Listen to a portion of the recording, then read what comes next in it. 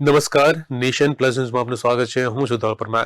સાબરકાંઠા જિલ્લાના હિંમતનગર શહેરના મધ્યમાં આવેલ પાણીની ટાંકી 1973માં બનાવવામાં આવી હતી. જે ટાંકી શહેરમાં પ્રથમ બનાવવામાં આવી હતી. પાલિકા દ્વારા ટાંકી તોડી પાડવા માટે ટેન્ડર અપાયું હતું. આ ટાંકીને તોડી પાડવામાં આવી હતી. પોલીસના ચુસ્ત બંદોબસ્ત વચ્ચે જર્જરિત ટાંકી તોડી પડાઈ હતી.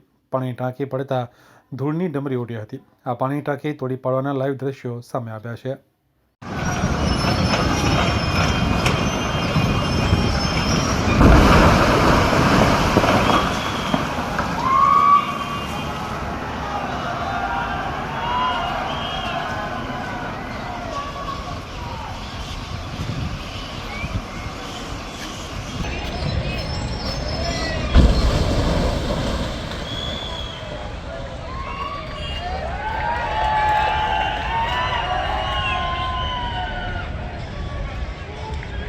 Jitendra Solanki, nation plus news, Sabarkantha.